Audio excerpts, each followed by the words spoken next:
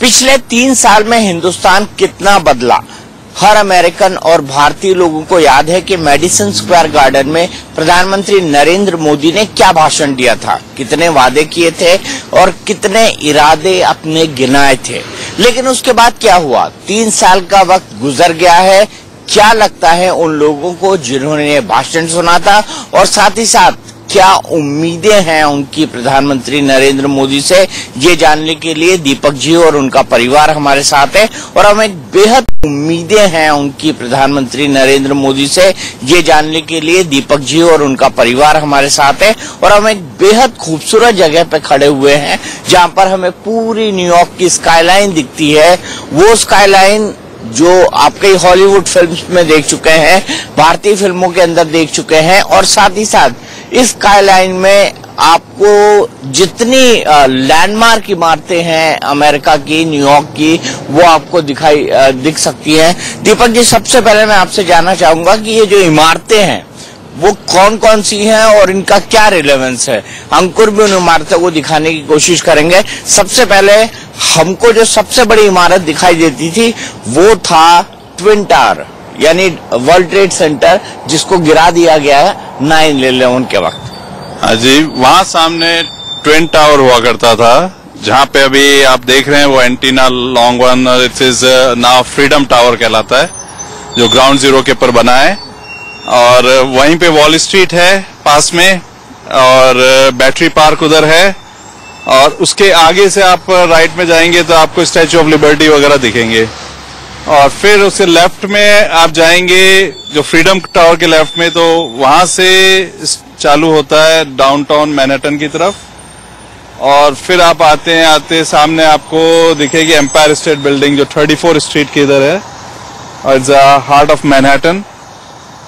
और यहाँ पे से आगे चलेंगे आप तो 50th स्ट्रीट पे जो आप देखते हैं रॉकफेलर सेंटर, जो is again mid town Manhattan कहलाता है, तो ये है। एंड देन वेस्ट साइड पे है जो वेस्ट, ये हडसन रिवर देख रहे हैं, और उसके जितने बॉर्डर पे आप देख रहे हैं वो सब ट्रम्प टावर्स हैं जो डोनाल्ड ट्रम्प ने बिल्ड किए थे। और ये लाइन से पूरा हडसन टेरेस पे वेस्ट साइड हाईवे बोलते हैं हम लोग, और यहाँ पे ट्रम्प टावर्स है, जहाँ पे मेरे ख्याल से इट्स मोर देन 30-40 बिल्डिंग्स और मोर देन दैट, जो आज I think Trump still called Trump Tower. They change the name of some of the buildings, but अभी भी वो ट्रम्प टावर कहलाती हैं। डोनाल्ड ट्रम्प, बेसिकली उनका बिजनेस क्या है? माना जाता है कि वो एक बिलियनियर हैं और बहुत सारे बिजनेस हैं, अलग अलग तरह के बिजनेस हैं अपार्ट फ्रॉम कंस्ट्रक्शन, क्योंकि गुड़गांव में भी वो एक ट्रम्प टावर बनाने की कोशिश कर रहे हैं और उनके साथ कई इस तरह के पार्टनर हैं। तो ये जो ट्रम्प टावर कहलाते हैं, इसके अलावा डोनाल्ड ट्रम्प और क्या क्या बिजनेस करते हैं अमेरिका के? I think Donald Trump is biggest golf courses, big hotels. Florida में he is one of the largest resort, जहाँ पे डोनाल्ड ट्रम्प अक्सर जाते हैं, वहाँ पे गोल्फ कोर्सेज हैं। आई थिंक अमेरिका में highest golf courses Donald Trump के होंगे, एंड दे आर ह्यूज, मतलब बहुत बड़े बड़े हैं।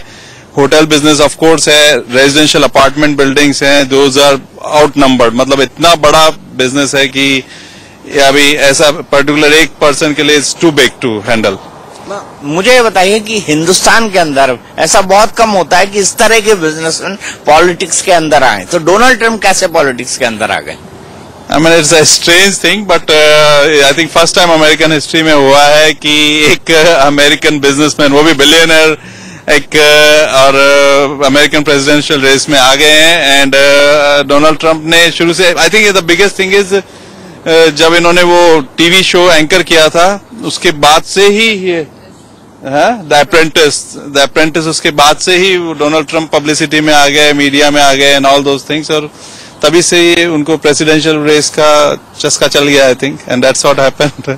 अच्छा, उनकी जो पार्टी है और उसमें जो लोग हैं, उनका क्या आइडियोलॉजी है कि क्या वो ये चाहते हैं कि एक बिलियनियर जो है उनकी पार्टी को लीड करे, उनकी पार्टी की तरफ से दुनिया के सबसे बड़े मुल्क का रिप्रेजेंटेटिव बने?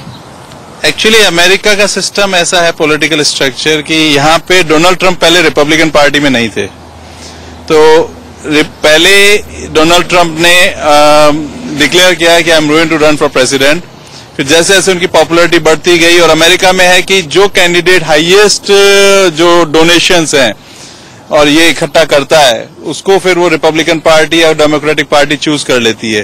तो डेमोक्रेटिक पार्टी ने हिलेरी क्लिंटन को चूज किया और रिपब्लिकन पार्टी ने डोनाल्ड ट्रंप को चूज किया, क्योंकि डोनाल्ड ट्रंप ने हाईएस्ट डोनेशंस इकट्ठे किए और मोस्ट पॉपुलैरिटी थी उनकी। तो रिपब्लिकन पार्टी ने बाद में डोनाल्ड ट्रंप को चूज कर लिया। इन इफेक्ट बिगिनिंग से डोनाल्ड ट्रंप रिपब्लिकन पार्टी के साथ नहीं जुड़े हुए थे। मतलब माल का खेल यहाँ पर भी है। एब्सोल्युटली। ये तो अमेरिका में सिस्टम ही है कि जो ज्यादा फंड रेजिंग करेगा, जो ज्यादा पॉपुलैरिटी स्टेटस होगा, उसको बट नेचुरल है।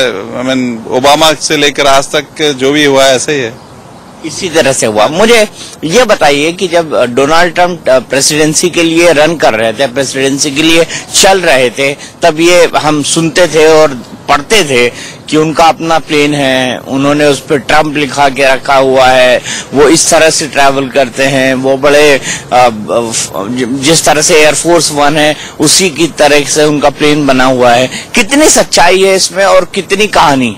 नहीं, डोनाल्ड ट्रंप बिलियनर हैं, डेफिनेटली उनका अपना प्लेन होना कोई अमेरिका में कोई बड़ी बात नहीं है। और आई मीन जो बिलियनर है, $6 बिलियन के नेटवर्थ है उनकी, तो एक 100-200 मिलियन का प्लेन रखना कोई बड़ी चीज नहीं है। और लग्जरी प्लेन है। ऑफ कोर्स डोनाल्ड ट्रंप की हर बिल्डिंग लग्जरी है। Trump tower is one of the luxurious building in Manhattan, downtown Manhattan में। तो डेफिनेटली ये सब कोई नई चीज नहीं है डोनाल्ड ट्रंप के लिए। और व्हाइट हाउस भी, आई थिंक व्हाइट हाउस की लग्जरी से ज्यादा लग्जरी तो ट्रंप टावर के उनके खुद के फ्लैट में होगी, I think. And that's one of the most prominent properties in Manhattan. महिलाओं ने भी उनको वोट किया।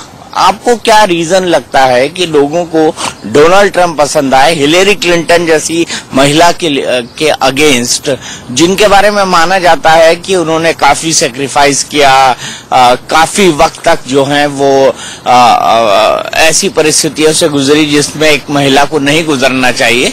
शायद उनकी पर्सनल दिक्कतें होंगी, लेकिन फिर भी उनका जो अनुभव था पॉलिटिक्स के अंदर, वो विदेश मामलों की मंत्री थी। तो आपको क्या लगा, क्यों लोगों ने डोनाल्ड ट्रंप को और क्यों महिलाओं ने खासकर डोनाल्ड ट्रंप को पसंद किया? मेन रीजन तो ये था कि शायद लोग एक तो ओबामा से बहुत परेशान थे और उसकी जो बेसिकली हेल्थ पॉलिसीज और वो सब थी। तो अगर हिलेरी आती तो वो सेम पॉलिसीज लेके आती जो हम लोग नहीं चाहते थे। तो मेन रीजन ये था। और दूसरा थोड़ा सा हिलेरी का वो उसके ईमेल्स, वो विदेश मंत्री थी लेकिन साथ में उसके कुछ ईमेल्स थे जो कि वो सही नहीं थे या उसने छुपा रखे थे। तो as a like foreign minister वो रख नहीं सकती है इस तरह से। तो लोगों को था कि कितना भी वो अच्छा कर रही हो, काम कर रही हो, लेकिन एट द सेम टाइम कुछ वो गलत भी कर रही है, तो जो पब्लिक नहीं चाहती। इसमें यह है कि जब हमें मुझे ध्यान है, जब ओबामा प्रेसिडेंट बनने वाले थे, जब उन्होंने प्रोमिसेस की थी हम लोग we will bring high tech rail roads, track, ये वो सब हाई टेक बना देंगे। शंघाई में ये है, चाइना में ये है, अमेरिका में ये नहीं है, अमेरिका में will bring all those things. पर जब 8 साल का उनका बाद में रियलिटी साथ में आई, तो आज तक मुझे ध्यान है कि शायद न्यूयॉर्क में 2 ही टनल है, तीसरी टनल अभी तक बनी नहीं, और न्यूयॉर्क न्यू जर्सी के बीच में। फिर रेल ट्रैक्स हैं तो still they are 100 years old, bridges है 100 years old। तो जो इंफ्रास्ट्रक्चर यहाँ बना है वो 50 साल पहले का ही है, उसको सिर्फ मेंटेन किया जा रहा है। तो जो पिछले 50 साल में शंघाई कहां से कहां पहुंच गया, आई एम श्योर बॉम्बे भी, इंडिया भी काफी आगे आ गया है, पर हम लोग का इंफ्रास्ट्रक्चर अमेरिका में आज तक भी वो का वही है। खाली उसको लोग कहते हैं कि डेवलप्ड इंफ्रास्ट्रक्चर है और ये भी कहते हैं कि this is a developed nation. नहीं, ये अभी जो ब्रिजेस है, आप अगर देखेंगे जॉर्ज वॉशिंगटन ब्रिज, वो 100 साल पहले बना है, आज मेंटेनेंस हो रही है उसकी, कोई मेजर उसमें डेवलपमेंट नहीं है, खाली मेंटेनेंस उन्होंने अच्छे से किया है, no doubt about it. But वो मेंटेनेंस कॉस्ट भी बिलियंस में है, तो नया कुछ बन ही नहीं रहा है। हाई ट्रैक आज भी रेलवे स्ट्रीट, यहाँ पे वही ओल्ड रेल, मैनहट्टन की रेल है जो ओल्ड रेलवेज है। आई मीन इससे इंडिया से दिल्ली में ज्यादा आपकी अच्छी रेल्स है, और लंदन में अच्छी है, बल्कि जापान वगैरह, चाइना वगैरह में। तो यहाँ कुछ हुआ नहीं development basically, not only New York, बाकी स्टेट्स में भी नहीं हुआ है। हम लोग का जो मेडिकल बिल आता था, मेडिकल इंश्योरेंस, $350-400 से आता था, now it has gone to $1,500। अच्छा, आप बताइए, आपका क्या नाम है, आप क्या करती हैं, कहाँ पढ़ती हैं, और आपका प्रेफरेंस डोनाल्ड ट्रंप और हिलेरी क्लिंटन में कौन था? मेरा नाम है पल्लवी, मैं 9th ग्रेड में हूँ और इधर ही स्कूल जाती हूँ। और मेरे शुरू से ट्रंप ही पसंद था क्योंकि उसके पॉलिसीज नए थे और पिछले 8 साल से हम ओबामा के रूल के अंदर रह रहे हैं और उसके कोई रूल्स रेगुलेशंस नए नहीं आए और कंट्री सेम चल रहा था। और मेरा फोकस बहुत बिजनेस में है और हमारी कंट्री के बिजनेस में ज़्यादा कोई चेंजेस नहीं आए। And since Trump is a businessman, उसने चेंजेस आगे लाए और जब से वो प्रेसिडेंट बन गया स्टॉक मार्केट आगे ही जा रहा है और मार्केट पॉइंट्स बहुत ऊपर जा रहा है, इसलिए मुझे ट्रंप शुरू से ही पसंद था। और also as a female women don't have a lot of opportunities और उनके वो जॉब में अनइक्वल होता है and he promised to create new jobs, इसलिए वुमेन को अच्छा लगता है। ये जो बात है कि उन्होंने एक्सट्रीमिज्म का सपोर्ट किया, आप इस पे बिलीव करती हैं एज एन अमेरिकन? आप क्या सोचती हैं कि डोनाल्ड ट्रंप का ये स्टैंड ठीक था जो उन्होंने रेडिकल इस्लामिक लोगों के लिए लिया जो टेररिस्ट एक्टिविटीज में इन्वॉल्व हैं? वो एकदम से उसने कंप्लीटली रोक लिया, वो तो आई थिंक एकदम सही नहीं था। बट आई थिंक उसको रोकने के लिए वो करना भी जरूरी था क्योंकि एकदम से तो नहीं रोक सकते हो, क्योंकि कुछ लोग थे जिनका मैंने सुना कि वो 40 सालों से 50 साल से यहाँ के वो रेजिडेंट है या ग्रीन कार्ड होल्डर है, लेकिन एकदम से वो कंट्री गए और वापस नहीं आ पाए। तो ये चीज थोड़ा गलत वो लगी थी। बट वो रेडिकल वो इस्लामिक वो उनको रोकने के लिए शायद ये जरूरी था जो उसने वो मैक्सिको में बॉर्डर बनाई, क्योंकि मैक्सिकन लोग बॉर्डर से आ जाते थे और फिर जो यहाँ पे वही अगेन टैक्स पेयर्स है उनका वो तो अपना काम भी करते हैं, टैक्स भी देते हैं, वो लोग ना काम करते हैं ना टैक्स देते हैं और उनको एड्स मिलती है और वो सब मिलती है। तो ये सारे उसको जरूरी था करना। मैक्सिकन बॉर्डर से काफी संख्या में आज भी जो लोग स्मगल होके आते हैं, अगर आप मैक्सिकन बॉर्डर पे जो कैसे छिपके और कैसे करके, तो जो इन्होंने बॉर्डर पे जो बात करी है कि और यहाँ से टेररिस्ट एक्टिविटीज भी, टेररिज्म भी वहां से आता है, जो लीगली नहीं आ सकते वो मैक्सिकन बॉर्डर से और कैनेडियन से फिर भी स्ट्रिक्ट है, पर मैक्सिकन बॉर्डर से तो काफी आज भी होता है। तो ये जो काफी चीजें बात कर रहे हैं काफी हद तक सही है और आई थिंक अगर उसमें अगर 50% भी इन्होंने अप्लाई कर दिया या डोनाल्ड ट्रंप सक्सेसफुल हो गए तो I think it will be good for the country.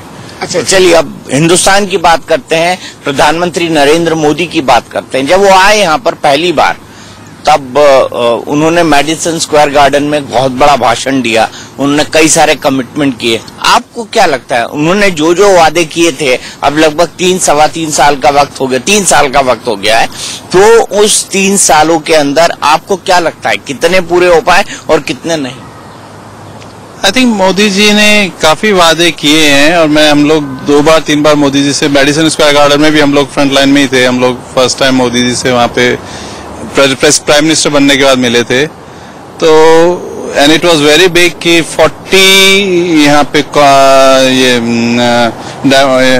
जो काउंसिलमैन वगैरह जो सब आए थे, तो इट वाज वेरी गुड। और इन्होंने जो जो वादे किए उसमें से कुछ तो किए ही हैं, आई थिंक ज्यादा कुछ किए नहीं किए, पर स्टिल इंडिया में डेवलपमेंट तो हो ही रहा है।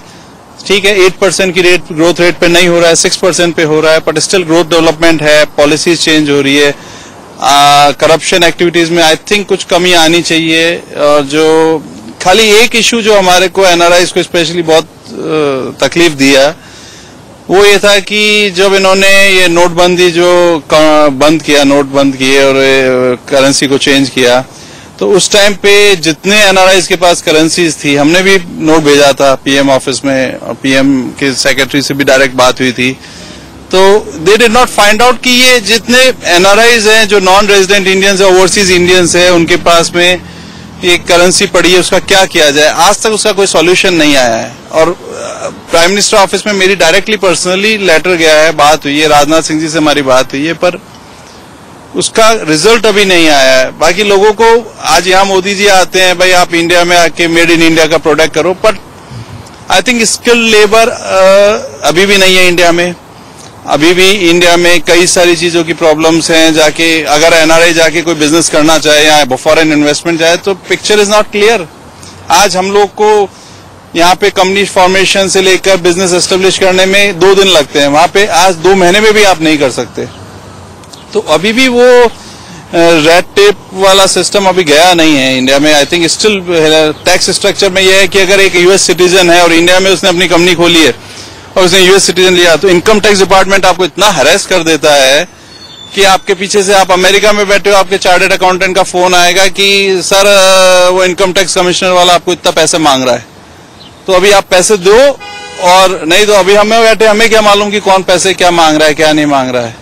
पर वो अमेरिका का नाम देखते ही आपकी कंपनी पे, तो अल्टीमेटली आपको ये होगा थोड़ा टाइम में बिजनेस बंद ही करो इंडिया में, या फिर लोकल आदमी के साथ काम करो। तो 100% आप अपने कंट्रोल में जो बिजनेस, या फिर लोकल आदमी के साथ काम करो, तो 100% आप अपने कंट्रोल में जो बिजनेस करना चाहते हैं वो कर ही नहीं सकते। आज भी ये बात है, और हम मोदी जी को एड्रेस कर चुके हैं लास्ट टाइम भी। आई थिंक डिजिटाइजेशन में मोदी जी ने काफी काम किया है। वो लास्ट टाइम हमारे को करीब 1 घंटे का उन्होंने उस बारे में डिटेल बताया भी था कि digitisation and they want India to be digitised. I think it's good for the country, but जब तक बेसिक सुविधाएं नहीं बदलेगी, जब तक बेसिक फैसिलिटीज नहीं बदलेगी, जब कॉर्पोरेट स्ट्रक्चर नहीं बदलेगा, गवर्नमेंट के रूल्स एंड रेगुलेशंस कम नहीं होंगे, वेरी डिफिकल्ट। आज अमेरिका में बिजनेस करना इतना इजी है, आज हम एक्सपोर्ट करते हैं, हमारे को 1 डॉक्यूमेंट लगता है। इंडिया से एक्सपोर्ट करो, आपको 14 इनवॉइसेस चाहिए, कम से कम आपको 4 आदमी चाहिए जो पूरा हैंडल कर सके। तो ऐसे कैसे एक्सपोर्ट कर सकते हो? चाइना से आज हमारे को 1 लाख पीस का ऑर्डर करना है, तो you don't have to bother, आ जाएगा सामान, 100% कमिटमेंट है। इंडिया से 10,000 पीस का ऑर्डर सप्लाई नहीं हो पाता, और होता है तो कभी भी टाइम पे नहीं पहुंच पाता। तो कैसे आज अमेरिका बिजनेसमैन बैठा है, हम लोग चाहते हैं मोदी जी को सपोर्ट करें, इंडिया को सपोर्ट करें, अपने देश को सपोर्ट करें, पर कैसे करें बताइए? आप कोई भी काम हम करने जाते हैं, आज हम लोग अमेरिका में 25 साल 30 साल से रह रहे हैं, हम रूल्स रेगुलेशंस यहाँ के हमारे को मालूम है। अब इंडिया में हमें रूल्स रेगुलेशंस मालूम नहीं है, और इंडिया के रूल्स रेगुलेशंस या तो हम जाके सीखें वहां 2 साल 3 साल और फिर वहां बिजनेस करें। लोकल लोगों पे ट्रस्ट करते हैं तो कोई ना कोई चोट पहुंचा देता है, कोई ना कोई स्कैम कर देता है, फिर कैसे करें हम, किस तरह से बिजनेस करें? तो आपको लगता है कि अब भी कई चीज बदलने की जरूरत है वहाँ पे? बहुत बड़ा स्ट्रक्चर बदलने की जरूरत है, बहुत बड़ा। आई थिंक मोदी जी का नेक्स्ट स्टेप जो है ये इस डायरेक्शन में होना चाहिए कि रेड टेपिज्म कम करा जाए, गवर्नमेंट मशीनरी का कम से कम इस्तेमाल हो, गवर्नमेंट रूल्स एंड रेगुलेशंस बिल्कुल नेग्लिजिबल कर जाए, ताकि इंडिपेंडेंटली लोग फ्रीडम से बिजनेस कर सके। और अगर आप लोकल लोगों के लिए नहीं करना है, तो एटलीस्ट जो फॉरेन इन्वेस्टमेंट आप चाह रहे हो, जो फॉरेन इन्वेस्टमेंट लाना चाह रहे हो, उसके लिए जोन्स बना दीजिए, ताकि हम लोग जाके वहां पे उन जोन्स में स्पेशल फॉरेन रूल्स रेगुलेशंस के साथ काम कर सके। वहां पे लॉ मशीनरी भी हमारे हिसाब से हो, ताकि हम लोग को एनवायरनमेंट मिल सके जहां पे हम काम कर सके। नहीं तो कोई भी, आज इंडिया में इंटरेस्ट रेट 7 to 8% है, आज सिक्योर्ड रेट पे भी गवर्नमेंट 12 to 13% देता है, यहाँ पे 2% में पैसा मिलता है, 2% hardly. 2% and 7-8% is a big thing. क्यों नहीं इंडिया में बिलियंस एंड बिलियंस जा रहा है? क्योंकि वो स्ट्रक्चर क्लियर नहीं है। अगर हम लोग वो स्ट्रक्चर क्लियर कर दे तो आई थिंक 100-200 बिलियन नहीं, you will get $700-800 billion a year investment in India. That's what India require. आपको क्या लगता है मोदी जी को और क्या चेंज करने की जरूरत है? सबसे मेन जो मुझे लगता है इंडिया में है वो है ये आरक्षण। अगर वो चेंज कर सके तो शायद बहुत कुछ चेंज हो सकता है। वो कभी चेंज नहीं हो सकता, क्योंकि वो वोट के लिए वो होना जरूरी है। लेकिन उसकी वजह से जो हम देखते हैं कि यहाँ पे इतना सब कुछ है, लेकिन कोई किसी के लिए आरक्षण नहीं है। और तो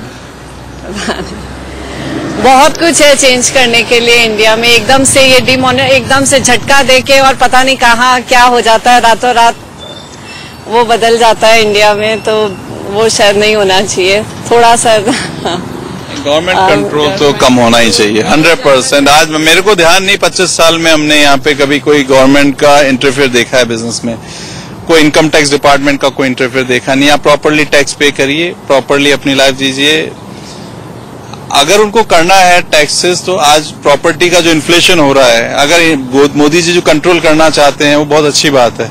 तो प्रॉपर्टी का जो कंट्रोल करना चाहते हैं आप, उसमें यहाँ पे हम लोग 2 से 3% टैक्स पे करते हैं प्रॉपर्टी का। तो आप इंडिया में नेग्लिजिबल है, आप 10 करोड़ की प्रॉपर्टी पे आपको शायद साल का 50,000 रुपये भी पे नहीं करना पड़ता। आप उसकी जगह 2 लाख 3 लाख रुपए लीजिए और प्रॉपर्टी को राइट मार्केट रेट पे चलाइए। जहां प्रॉपर्टी अमेरिका, न्यूयॉर्क सिटी से ज्यादा महंगी है इंडिया में। मतलब how can you, foreign business वाला आके कैसे अफोर्ड करेगा? आखिरी सवाल, मुझे ये बताइए कि आप कितनी बार इंडिया गई हैं और आपको सबसे ज्यादा वहां पे किस चीज को महसूस किया कि इस चीज में परिवर्तन होना चाहिए या चेंजेस होने चाहिए? मैं इंडिया ज्यादा ऑफन नहीं जाती हूँ। आई थिंक 4-5 बार गई हुई हूँ, लेकिन एक चीज जो चेंज होनी चाहिए वो है पोल्यूशन। हर जगह, सारी जगह कचरा रहता है और लोग इतनी खराब कंडीशंस में रहते हैं। वो डेफिनेटली चेंज होना चाहिए और वहाँ पे ज्यादा क्लीन होना चाहिए, क्योंकि लोग बहुत सिक इजीली हो जाते हैं, अच्छा नहीं रहता है। लेकिन मिस्टर एंड मिसेस संजीव हमारे साथ हैं। संजीव जी, आप मेडिसन स्क्वायर के भाषण में जरूर होंगे। मैं आपसे ये जानना चाहता हूँ और ये समझना चाहता हूँ कि आपको क्या लगता है कितना काम प्रधानमंत्री जी पिछले 3 साल में कर पाए? प्रधानमंत्री जी ने पहली बात तो ब्रांडिंग क्रिएट की है। इंडिया को स्पेशली यूएस के अंदर जो जिस नजरिए से देखा जाता था उसमें काफी बदलाव आया है। मैं ये कहूंगा कि भाई बदलाव का मतलब क्या, मैं समझना चाहूंगा। बदलाव का मतलब ये कि भाई लोगों में रिकग्निशन आई है, थोड़ी इकोनॉमिक रिस्पेक्टेबिलिटी आ चुकी है कि भाई India is venue for investment. उसमें थोड़ा नेगेटिविटी भी है कि भाई इंडिया ने यहाँ से जॉब्स खींच लिए हैं, जिसकी इमेज मोदी जी चेंज करने की कोशिश कर रहे हैं। जहां तक इम्प्लीमेंटेशन की बात है, इंडिया के अंदर एक तो demonetisation has been publicised very highly, उसका पॉजिटिव इफेक्ट भी है, पर बिजनेस कम्युनिटी में जहां तक हम देख रहे हैं कि उसमें नेगेटिविटी काफी आई है। लोग कह रहे हैं कैश फ्लो कम हो गया है। और दूसरी चीजें जो है गवर्नमेंट फंक्शनिंग में, उसमें from a foreign direct investment point of view हम देख रहे हैं कि उसमें काफी बदलाव है। मैं खास करके इंडिया में रियल एस्टेट फंड कर चुका हूं और हमें काफी कंस्ट्रेंट्स का सामना करना पड़ा when we were doing the investment. और आज हम देख रहे हैं कि वो काफी जो कंडीशंस हैं और जो स्टेप्स हैं उन्होंने निकाल के उसको काफी इजी कर दिया to do that kind of. लेकिन लोग कहते हैं कि सबसे ज्यादा अगर बुरी हालत किसी की आज की तारीख में है तो रियल एस्टेट वालों की है, बड़े बिल्डर्स की है, जिन्होंने लाखों करोड़ों फ्लैट बनाए, लोगों को सपने दिखाए और आज डिलीवर नहीं कर पा रहे हैं। नहीं, बिल्कुल सही बात है आपकी। आई थिंक हमने ये चीज डिमोनेटाइजेशन की वजह से जो हमने देखी है कि भाई रियल एस्टेट में बदलाव आया, पर एक पॉइंट था कि भाई from foreign NRI coming into India investment, we actually welcome this what is happening in India because rates had reached a point which were not compatible to a common man's salary. नहीं, अभी भी compatible नहीं। अगर मैं आपको reality बताऊं तो अभी भी वो रेट्स कॉमन मैन की पहुंच से बाहर हैं। अगर आप कोई ठीक ठाक फ्लैट खरीदने जाएं 2 बेडरूम या 3 बेडरूम का, 1 बेडरूम को छोड़ दें क्योंकि उस तरह के फ्लैट बहुत कम लोग बनाते हैं क्योंकि वो इकोनॉमिक हाउसिंग में आ गया है, कोई भी फ्लैट 1 करोड़ से कम का मिलता ही नहीं है आपको। नहीं, बिल्कुल ऐसी। जहां तक इनर सिटीज का सवाल है, बॉम्बे, दिल्ली, जो हम टियर 1 सिटीज बोलते हैं, टियर 1 सिटीज, मैं उन्हीं की बात कर रहा हूँ। मेट्रो, राइट, मेट्रोज में डेफिनेटली एक कॉमन पर्सन के हाथ में he can not afford a flat in that area. और जो उन्होंने सैटेलाइट एरिया जो एनसीआर रीजन है कि बॉम्बे के आप न्यू बॉम्बे, वसई विरार वगैरह में आप देख लें तो वहां पे थोड़ा बहुत देख रहे हैं कि भी पिकअप हो रहा है बायर्स का, कि लोगों को लग रहा है कि भी अभी प्राइसिंग जो है थोड़े काबू में आया है। बाकी जहां तक बिल्डर्स का as far as builders are concerned, उनमें जो कॉन्फिडेंस है, कंज्यूमर कॉन्फिडेंस, वो तो काफी हद तक लो है। बड़े बड़े बिल्डर यूनिटेक हो गए, उन जैसे लोग डिफॉल्ट होकर जेल में जा रहे हैं, जेल जा रहे हैं। तो आई मीन वो definitely I think Modi government has to create the economic confidence in a common man.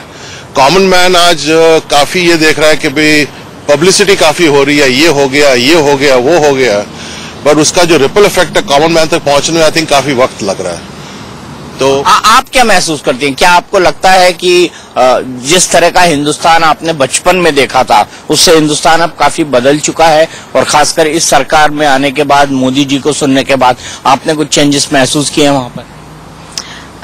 Well, I'm not a big politics person. ना, ये पॉलिटिक्स की बात ही नहीं है। मैं तो एक कॉमन अमेरिकन इंसान की बात कर रहा हूँ जो बहुत अच्छी तरह से समझता है अपने देश को भी, स्वदेश को भी और परदेश को भी। हाँ जी। वेल हमें काफी साल हो गए ये कंट्री में आके, तो डिफरेंस जरूर जो महसूस होता है जब से मोदी जी आए हैं, कि जो एक्सेप्टेबिलिटी है एज फार एज सोशली, और जिस तरह से हमें देखा जाता है, I think because I am more like a housewife, so I look through my children, और उनको जो पॉजिटिविटी मिलती है, बीइंग दो हम यूएस में रहते हैं but we still Indian by heart, and I think वो काफी चेंजेस आए हैं which is for the positive. जो हमारे बच्चों में भी जो कॉन्फिडेंस आया है to be that they are proud to be, to belong to a country which has shown so much growth. So I think, yeah, it's definitely been positive. अब लोग मतलब महसूस कर रहे हैं कि हाँ, अब मैं हिंदुस्तानी हूँ तो मुझे गर्व से इस बात को बोलना चाहिए। Exactly. Ji ji ji. I'll give an example. जब बच्चे बड़े हो रहे थे तो we would make, हम कोशिश करते स्कूल में जाके दिवाली फंक्शन ऑर्गेनाइज करें, जो यहाँ के बच्चे हैं अमेरिकन, उनको अपने फेस्टिवल में इन्वॉल्व कर रहे हैं, मोस्टली बिकॉज हम चाहते थे कि हमारे जो बच्चे, उनको कॉम्प्लेक्स फील ना हो कि हम कोई अलग है, उनको ये लगे कि भी जो क्रिसमस मना रहे तुम दिवाली भी मना रहे हैं। तो वो जो मैं देख रहा हूँ आज के जो जनरेशन है उसमें उनको फर्क नहीं पड़ता। The Indians are as confident, the kids are as confident, उनको एक्सेप्टेबिलिटी काफी हाई हो चुकी है। एज फार एज इंडिया में जो बदलाव का है, अब इन एक चीज मैं जरूर कहूंगा, जब हम बड़े हो रहे थे तो हमारे यार दोस्त, मैं मुंबई में बड़ा हुआ हूँ जहाँ पे कॉस्मोपॉलिटन एटमॉस्फेयर है, कॉल्ड मेल्टिंग पॉट, वहां पे हमारे दोस्त थे, कोई क्रिश्चियन था, कोई मुस्लिम था, कोई गुजराती था, कोई पंजाबी था, हमने कभी सोचा भी नहीं था कि वो कहाँ से है, कौन है। अगर यारी दोस्ती मिलती है तो ठीक है, नहीं मिलती तो आप अपने घर में। आज सडनली एक डिवाइड आ चुका है कि लोग सडनली एक तो मुसलमान हो कि क्रिश्चियन हो, हम लोगों ने कभी ये नहीं सोचा था। आज भी हम जब दोस्त वगैरह मिलते हैं, वी डोंट केयर कि उसका नाम मोहम्मद है, कि उसका नाम रॉबिन है, कि मेरा नाम संजीव है। लेकिन 9/11 के बाद तो ये बदलाव अमेरिका में भी आ चुका है। अमेरिका में मुसलमानों की तरफ थोड़ा डेफिनेटली, मुस्लिम कम्युनिटी की तरफ डेफिनेटली नेगेटिविटी आई है, जिसको कोशिश कर रहे हैं, बट ओवरऑल जहां तक इंडियंस का सवाल है कि एज अ कंट्री का सवाल है, इंडियंस के अंदर ये बात नहीं थी। मेरे कहने का मतलब, I can understand from an American point of view, उनके लिए नए कल्चर्स आए हैं, पर इंडिया में क्योंकि ये तो सदियों से कल्चर मिक्स होते आ रहे हैं, उनमें अगर वो जो डिफरेंस आ गया, that is something that is concerning. चलिए हम एक एक करके कुछ ऐसी बात करते हैं जो मोदी जी ने मेडिसन स्क्वायर गार्डन में कही थी। सबसे पहले स्वच्छ भारत की बात। क्या आपको लगता है कि स्वच्छ भारत का सपना पूरा होने में अभी काफी वक्त लगेगा? हालांकि उनका जो प्रोजेक्ट है वो 5 साल का नहीं है, मैं आपको ये भी बता दूं, लेकिन आपको क्या लगता है कि क्या भारत में वो अवेयरनेस स्वच्छता के लिए, क्लीनलीनेस के तरफ आ पाएगी? देखिए, कोई भी छोटी सी भी अवेयरनेस हो वो एक बहुत बड़ी बात है, क्योंकि इंडिया में तो अवेयरनेस थी नहीं। पहले लोग अपना घर साफ करते थे और बाहर कचरा बाहर फेंक देते थे। आज एटलीस्ट वो बदलाव है, and I think the new generation is picking up on that. लोगों के मेट्रोज वगैरह में थोड़ी बहुत पिकअप है। विलेजेस वगैरह में तो क्लीनलीनेस थी क्योंकि लोग आपस में खुद काम करते थे। तो आई थिंक बदलाव डेफिनेटली है, but again as you said कि it's a long term thing. लोगों को जरा अपने एक सिविल हैबिट्स बदलनी पड़ेगी, सिविक हैबिट्स बदलनी पड़ेगी इस बारे में। आपको क्या लगता है, जब सफाई की बात आती है तो सबसे पहले बात की जाती है महिलाओं की, कि स्वच्छता जो है उनकी एक पहली प्रायोरिटी होती है। आपको लगता है कि जो अमेरिका ने सीखा वो कैसे सीखा और कैसे भारत को उस पर अमल करना चाहिए, इम्प्लीमेंट करना चाहिए? आई थिंक मेन थिंग जो हम देखते हैं यहाँ पे यूएस में या आउट ऑफ प्रोबेबली इंडिया, कि जो डिपेंडेंसी है हेल्प के लिए, इंडिया में हम सर्वेंट्स होते हैं वगैरह, हम सारा उन पे डिपेंड, उसके बिना काम नहीं चलता। उनके बिना काम ही नहीं। मेट्रो में तो कम से कम वर्किंग हाउसवाइफ दोनों रह ही नहीं सकते। और यहाँ पे हम खुद सब करते हैं, तो हमें खुद भी यहाँ आके वैल्यू उसकी अलग तरीके से पता लगा। एंड आई थिंक जब हम खुद करते हैं तो you kind of relate to the pain जो दूसरा इंसान कर रहा है। और यहाँ पे द वे इट इज सब लोग मिलजुल के करते हैं और उसमें यहाँ कुछ भी काम करने के लिए नोबडी फील्स कि अगर even if he is the owner of his house वो कुछ भी कर सकता है। He will even sweep the house, he will clean the bathroom, उसमें कोई अपने को एक दर्जा नीचे नहीं समझता। So I think that mainly is very different यहाँ पे। उसके कारण US has been able to maintain the cleanliness and everything because हर बंदा यहाँ पे अपना like I said they put the 2 and 2 and help to do this whole thing together। अगर इंडिया में सब इस तरह से सोचने लगे तो आई थिंक बहुत जो मोदी जी ने शुरू किया है क्लीनलीनेस का अभियान शायद वो अचीव ज्यादा जल्दी हो सकते then what we are seeing right now. ठीक है, अब मैं आपसे पूछना चाहता हूँ, मुझे कुछ चीज फेंकनी थी तो अभी मैं डस्टबिन तक गया। यहाँ पर डस्टबिन लगी हुई है और आप उसमें फेंक सकते हैं और बकायदा उसको निपटाया जाता है। हमारे यहाँ तो 90% टाइम एमसीडी के वर्कर स्ट्राइक पे होते हैं क्योंकि उनको सैलरी नहीं मिल रही होती है। % टाइम एमसीडी के वर्कर स्ट्राइक पे होते हैं क्योंकि उनको सैलरी नहीं मिल रही होती है या किसी और तरह की प्रॉब्लम होती है। तो ये जो इंफ्रास्ट्रक्चर है इसको बनाने में भारत को कितना वक्त लग जाएगा, क्योंकि वहाँ की आबादी 135 करोड़ लोगों के आसपास है। बिल्कुल, आपने जो पॉइंट का आपने कहा कि भाई आबादी डेफिनेटली, और आबादी ऐसी है कि जो मेट्रोज हैं सभी लोग वहीं जमा हो जाते हैं। आप देखें कि भाई urbanisation as we call it, जब मैं इंडिया में ग्रेजुएट हुआ था तो बॉम्बे के अंदर 5 आर्किटेक्चर कॉलेज थे, उसमें एवरेज 60 स्टूडेंट होते थे, 300 आर्किटेक्ट तो बॉम्बे में थे। उसके बाद जितने भी आजू बाजू हमारे गांव थे कि छोटे मोटे शहर थे वहां भी सारे आते थे। तो एक साल के अंदर सडनली 5000 आर्किटेक्ट आ रहा है बॉम्बे में, इतनी बिल्डिंगें तो वैसी नहीं बननी थी। तो obviously urbanisation is a big issue, population, पर पॉपुलेशन का जो स्प्रेड है वो नहीं हुआ है। एज फार एज एमसीडी वगैरह की है, आपने कहा इंफ्रास्ट्रक्चर की बात है, इंफ्रास्ट्रक्चर में जो इन्वेस्टमेंट है वो गवर्नमेंट स्पीड से कर नहीं रही है। मुझे याद है जब गुड़गांव में हम काम कर रहे थे तो हमारे जो अप्रूवल लेते थे हम एग्रीकल्चर की, तो उसमें हम फीस भरते थे गवर्नमेंट डिपार्टमेंट में। हमें ये रीजन दिया गया कि भाई प्राइवेटाइजेशन इतनी अच्छी सैलरीज दे रही कि गवर्नमेंट सेक्टर में काम करने को तैयार नहीं है, हमारे पे इंजीनियर नहीं है। तो हमारे साथ इंसिडेंट हुआ था, हम एसएल टावर करके जगह वहां रहते थे, तो बारिश आई तो सारा पानी ड्रेन्स में निकल के बकायदा उसने टावर में जो ड्रेन सिस्टम था निकल के रास्ते पे गया, रास्ते से वापस आ गया। आगे गटर ही नहीं है। गुड़गांव में अभी भी हालत है कि बड़ी 2-2, 5-5, 10-10 करोड़ की बिल्डिंग है लेकिन उनका ड्रेनेज सिस्टम है ही नहीं। वो पूरा पानी पूरे शहर में नहीं है। पूरे शहर में नहीं, एग्जैक्टली। बिल्डिंग में से तो पानी निकल गया पर जाके वापस आ गया। तो infrastructure is a very important factor. जैसे आपने कहा कि भी यहाँ पे जैसे डस्टबिन है, यहाँ डस्टबिन वहां भी है पर वो डस्टबिन के नजदीक को जाना नहीं चाहता क्योंकि उसके तो 10 फीट आजू संख्या बहुत कम है। संख्या बहुत कम है, एब्सोल्यूट।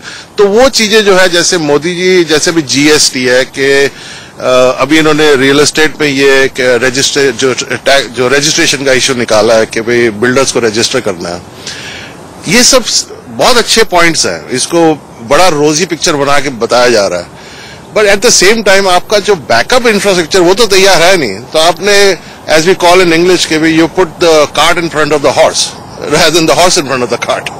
So मोदी जी की policies are being, he is putting it forward, great policies, but at the end of the day उसको जो कलेक्टिव इंफ्रास्ट्रक्चर, जो पूरे सिस्टम को साथ में चलना चाहिए, वो आई थिंक टाइम लगेगा उनको। क्योंकि आप देखें कि he is inherited, he is trying to change a system which has been derelict for a long time. तो I think his approach is right, but it's gonna be long run. चूंकि आप real estate के लिए काम करते हैं, कई सारी चीजें, रेरा आई, रियल एस्टेट अथॉरिटी की बात हुई, कई सारी और चीजें आई हैं। आपको क्या लगता है, जो स्मार्ट सिटी का सपना अभी देख रहे हैं, कई सारी स्मार्ट सिटीज की घोषणा भी हुई है लेकिन उस पर इम्प्लीमेंटेशन अभी तक शुरू नहीं हो पाया है, आप क्या फैक्टर मानते हैं? और आपको बिजनेस की नजरिए से क्या लगता है, क्या सरकार का काम बिल्डिंगें बनाना है या सरकार का काम नए शहर बसाना है? सरकार का काम डेफिनेटली नए शहर को सुविधाएं देना है, कि नए शहर बने, सुविधाएं देनी चाहिए। जैसे आपने रेरा की बात की, रेरा, अच्छा यहाँ भी रेरा टाइप सेटअप है, पर उस सेटअप के लिए जो हमारा इंफ्रास्ट्रक्चर वो तो फुल रेडी है, तो वो एब्जॉर्ब हो जाता है। सडनली आप रेरा करके डाल दो, उस एक आपने भाई आप चले गए एक गांव खेड़े में, वहां पे बंदे को जीन्स और शर्ट पहना दी और कहा अभी इंग्लिश बोलो, तो उसको पहले इंग्लिश सिखाओ तो सही। तो it's a matter of how you approach it. As far as implementation of government is concerned, government has to give the facilities। अब जैसे रोड का वाजपेयी जी के टाइम पे काफी बड़ा गोल्डन ट्रायंगल बना हाँ, पूरा नहीं हुआ, वो अभी भी पूरा हो रहा है। तो काफी चीजें जो है अनाउंस तो हो जाती है। स्मार्ट सिटी की बात कर रहे हैं, मुझे याद है विलासराव देशमुख जब मैं वहां पे रहता था तो उन्होंने अनाउंसमेंट की थी 15-20-25 साल पहले कि हम Bombay will be the new Shanghai. जनाब बॉम्बे को आप पहले एक बॉम्बे तो बनाइए। ये बात हुई, मनमोहन सिंह जी ने भी कहा था कि हम शंघाई बनाएंगे। तो शंघाई तो हुआ नहीं। मुझे याद है राजीव गांधी एक बार आ रहे थे तो माहिम क्रीक पे कचरा पड़ा था, उसके आगे उन्होंने बड़ा सा होर्डिंग लगा के उसको व्हाइट पेंट कर दिया, वेलकम मिस्टर राजीव गांधी। पीछे पूरा कचरा पड़ा हुआ था। तो ये आज भी वही चल रहा है, वो आज भी बदलाव नहीं आया। आज भी हर साल कहते हैं कि भाई वो बारिश के टाइम पे हम रोड ठीक कर देंगे, ड्रेन होगा। हर साल फ्लड होता है, हर साल लोग शहर बंद हो जाते हैं। तो these are issues that have to be addressed. I mean ठीक है, पॉलिटिकल इश्यूज आ रहे हैं कि भाई इस यहाँ पे कांग्रेस रूल कर रही है, यहाँ पे बीजेपी और वहां पे समाजवादी पार्टी है। But as a central government I think Modi ji can only implement, he can only push. Local level पे जो गवर्नमेंट्स है उनको हैंडल करना पड़ेगा। आई मीन हमारा है कि भाई बिकॉज नरेंद्र मोदी सबके सामने है तो जो भी कुछ हो रहा है उन्हीं को हम गालियां दे रहे हैं। But I think fact of the matter is he is one person who is at least approach, उन्होंने इनिशिएट किया, चेंज करने की कोशिश कर रहे हैं। प्रधानमंत्री योजना काफी आई हैं, बीच में भी आया था कि भाई कांग्रेस की योजना को दूसरा नाम दे के हम कर रहे हैं। ठीक है यार, कर रहे हैं पर एटलीस्ट वो कर तो रहा है। मुझे बताइए कि गंगा की स्कीम के लिए प्रधानमंत्री ने काफी बात की और ये कहा कि स्वच्छ गंगा के लिए या गंगा की सफाई के लिए हर एनआरआई को बढ़कर आगे आना चाहिए। गंगा हमारे लिए सिर्फ नदी नहीं है, एक माँ है। लोग कहते भी है मानो तो गंगा माँ है, न मानो तो बहता पानी। मैं आपसे जानना चाहता हूँ कि आपको क्या लगता है, क्या स्वच्छ गंगा अभियान में हम थोड़े भी आगे बढ़ पाएंगे? Actually, I'm not very aware कि अभी what's going on with that, so maybe my husband would be able to shed some light on that. Lakshman झूला हमारा पुराना वाकफ है, वहाँ पे हमारी दादी माँ वहाँ रहती थी लक्ष्मण झूला में, तो काफी आना जाना था। बिल्कुल इफेक्ट नहीं पड़ा है। आई मीन थोड़ा बहुत जो लोकल लेवल तक पड़ा है, पर मुझे याद है आज भी कनखल वगैरह में जो पानी है जो पहले हुआ करता था वो सफाई आज नहीं है। और जो कि ऋषिकेश जैसी जगह पे अगर पानी पोल्यूटेड है तो आगे तो गंगा और पोल्यूट हो रही है। तो वो सफाई जो है अभी तक अभियान हुआ नहीं है। दुनिया भर की स्टडीज हो चुकी हैं, बड़े बड़े करोड़ों रुपए अनाउंस हो चुके हैं, वो कहाँ गए हैं, क्या हो रहा है, किसी को कुछ पता नहीं है।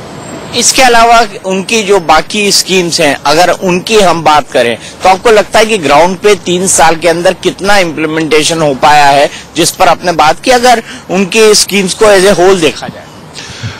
आई थिंक उनकी schemes are still in the works.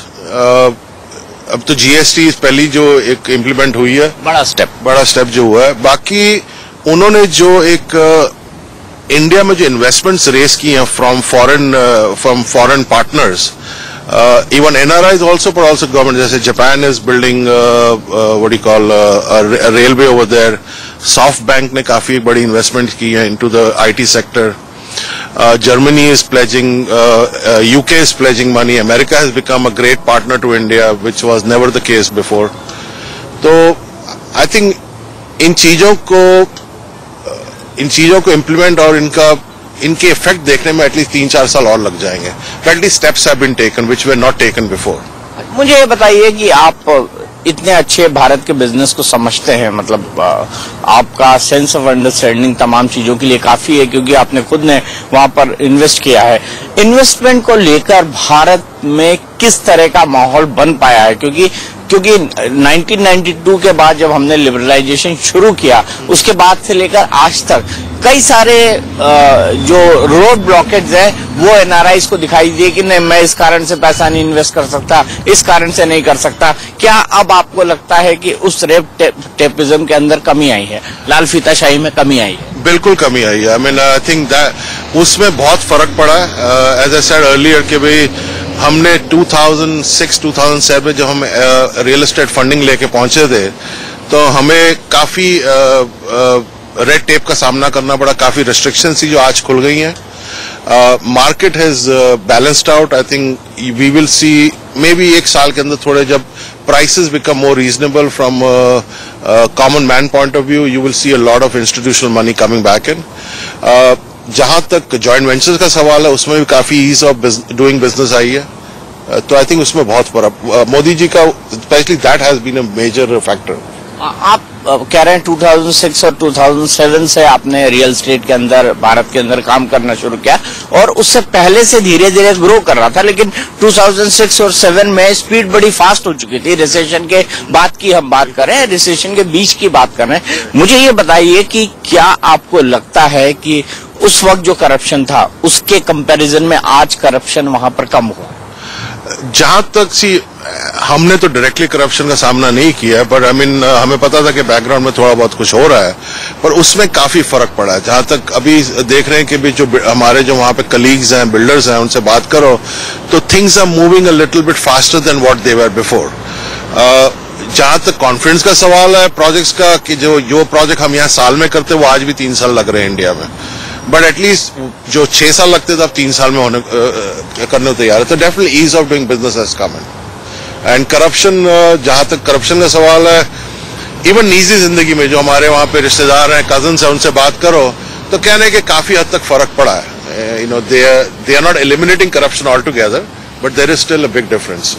Sanjeev ji, चलते चलते मैं आपसे ये जानना चाहूंगा कि न्यूयॉर्क की जो स्काईलाइन है वो अब जगमगाने लगी है। मुझे बताइए, ये सामने एम्पायर स्टेट बिल्डिंग है, ये दुनिया की दूसरे नंबर की बिल्डिंग थी।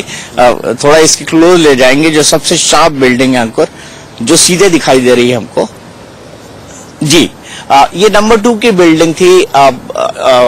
वर्ल्ड ट्रेड सेंटर के गुजर जाने, मतलब चले जाने के बाद, उसके गिराए जाने के बाद ये नंबर 2 की हाईएस्ट बिल्डिंग थी। लेकिन अब जो फ्रीडम टावर खुला है, जो इस तरफ हमको दिखाई दे रहा है फ्रीडम टावर, ये भी लगभग ऑलमोस्ट इसके ही इक्विवेलेंट है। इस फ्रीडम टावर ने अमेरिका की जनता को ये समझा दिया कि टेररिज्म 7 समुंदर पार भी आ सकता है। अब यहाँ पर कितनी अवेयरनेस है इस इशू को लेकर? देखिए, जब 9/11 हुआ तो हम यहीं थे। In fact that was the first time as American resident over here ये रियलाइज किया कि अब तक तो हम ये सोच रहे थे कि यहाँ पे बम फटे, वहां गए हैं, ये हमारे बैकयार्ड में हुआ है। उससे बहुत फर्क पड़ा, लोगों में अवेयरनेस टेररिज्म की तरफ थोड़ी पैनिक्स टाइप है। लोग जैसे कहा कि भाई किसी दाढ़ी वाले को देख के, बड़ी दाढ़ी मुस्लिम, there has been little bit negativity on it, but slowly steadily there is confidence back. पर अभी भी लोग कॉशियस तो जरूर है। Life has changed.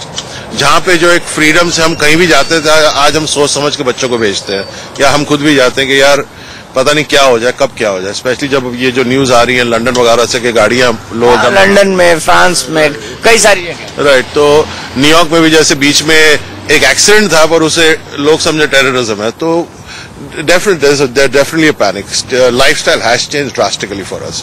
I mean जो पहले हम pre 9/11 there were no issues, एक इमिग्रेंट अपनी जिंदगी बना रहे हैं, अब सडनली हमारे ऊपर सोशल इश्यूज भी आ गए हैं।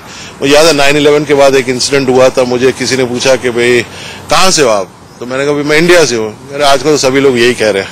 तो मैंने कहा what do you mean by that? कह रहे हैं कि जो पाकिस्तान से वो भी यही कह रहा है कि मैं इंडिया से हूँ, कुछ भी। So what I am saying, people का थोड़ा परसेप्शन चेंज हुआ है, and it's a way of life. Right now it's a way of life. You deal with it and move on. चलिए, बहुत बहुत शुक्रिया संजीव जी आपका, मिस्टर संजीव। लेकिन अंकुर और हम आपको इन जगमगाती रोशनी के साथ छोड़ जाते हैं और ये उम्मीद करते हैं कि इस तरह की रोशनी, इस तरह की जगमगाहट हमको आने वाले दिनों में, और इसी तरह की स्काईलाइन देश के हर